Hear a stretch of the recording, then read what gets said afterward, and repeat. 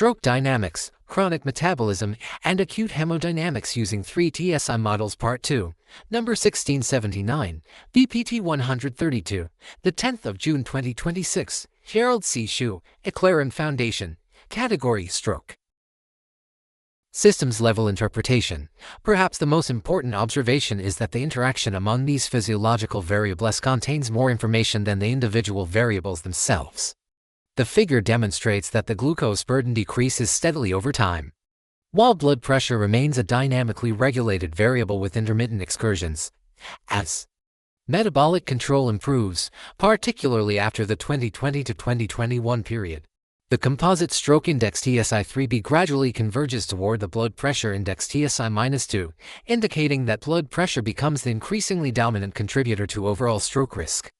Interestingly, the cumulative VMT energy percentage curve also exhibits two distinct pivot periods. The first, around 2020 to 2021, coincides closely with the convergence of TSI-3b and TSI-2 curves, suggesting a major systems-level transition in which the influence of glucose on the composite stroke index became progressively smaller. The second pivot, during 2020 to 2025, corresponds to the period of energy buildup immediately preceding the hemorrhagic stroke. This temporal association suggests that the gradual accumulation of physiological energy may have culminated in the vascular rupture event, making these two pivot periods particularly important in understanding the dynamic evolution of stroke risk. Around 2020 to 2021, all three trajectories exhibit coordinated disturbances, suggesting a genuine system-wide perturbation rather than isolated measurement noise. During 2004-2005, blood pressure rises substantially while the glucose-related burden continues to decline. The composite stroke index also rises, but to a lesser extent than blood pressure alone, implying that improved metabolic control may partially offset, but cannot completely overcome, the increasing hemodynamic stress. After July of 2026, the system appears to have reached a new equilibrium characterized by a markedly reduced glucose burden, relatively stable blood pressure, and a composite stroke index that remains under good control. Taken together, these longitudinal observations are more naturally interpreted as the evolving trajectory of an interacting physiological network than as three independent measurements. The progressive convergence of TSI-3b toward TSI-2 suggests that successful glucose management reduced one major source of cerebrovascular vulnerability, leaving blood pressure as the dominant remaining determinant of the composite stroke risk. Two major pivot points emerge from the longitudinal trajectories.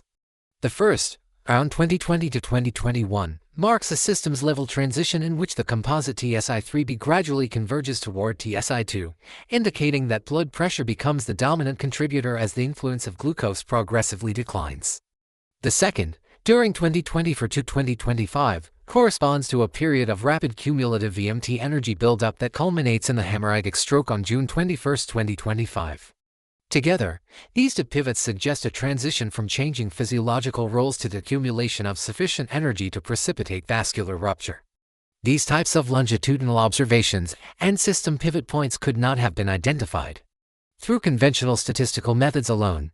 They emerge only by examining the evolving trajectories, energy accumulation, and changing interactions among physiological variables over time. Statistical methods shortfalls. Another interesting observation is that the statistical correlations between TSI-3b stroke and TSI-T2D glucose of 41%, and between TSI-3b stroke and TSI-2 blood pressure of only 18%, are relatively low and statistically weak. At first glance, this may appear contradictory because TSI-3b is mathematically constructed from glucose and blood pressure. However, these low correlation coefficients actually reinforce an important concept. Dynamic interactions among physiological variables cannot always be adequately captured by simple linear statistics. This is one of the major reasons I have rarely relied solely on traditional statistical methods in my medical research work. Instead, I prefer to use concepts from physics, such as energy, and concepts from mathematics, such as topology, to study longitudinal trajectories, system interactions, and evolving patterns. In my experience, these approaches often reveal dynamic relationships that simple statistical methods or conventional correlationalities fail to detect. Discussion. This study does not attempt to identify the precise pathological mechanism responsible for hemorrhagic or ischemic stroke. Instead, it proposes that stroke risk may emerge from the interaction between multiple physiological systems whose combined dynamics evolve over time. The data suggests that chronic metabolic burden prepares the terrain while acute blood pressure elevation determines the timing of the event. Conclusion. The principal finding of this work is not the absolute value of any single biomarker but the importance of studying dynamic interactions among multiple physiological systems over time. TSI D to D glucose represents chronic metabolic conditioning. TSI to blood pressures represents acute hemodynamic loading. TSI 3B stroke emerges from their interaction and provides a systems-level representation of cerebrovascular stress. The longitudinal data suggests that successful glucose management progressively reduces one major source of stroke vulnerability, while blood pressure remains the dominant determinant of acute physiological fluctuations and approximate timing of stroke event. From this perspective, chronic metabolic burden may prepare the terrain, while acute hemodynamic stress precipitates the event. More broadly, this work reinforces a recurring theme throughout my research. Interactions often contain more information than the individual variables themselves, rather than viewing glucose and blood pressure as isolated risk factors. Examining how their coupling evolves through time may provide deeper insight into the transition from chronic disease to acute stroke. As in many areas of science, the observation comes first. The explanation may follow later.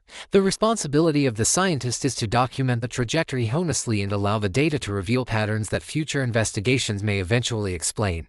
Disclaimer: I write this paper not for fame, but to share what I have learned so others can understand their health, prevent disease, and live longer, healthier lives. This content is provided for educational reference only and does not constitute medical advice. No doctor-patient relationship is created. You may share this summary freely, but it must not be altered, edited, or published as your own. All intellectual property rights and copyrights for this article and its related materials belong to TSI author, Gerald C. This content is provided for educational reference only and does not constitute medical advice. No doctor-patient relationship is created. You may share this summary freely, but it must not be altered, edited, or republished as your own. All intellectual property rights and copyrights for this article and its related materials belong to the author, Gerald C.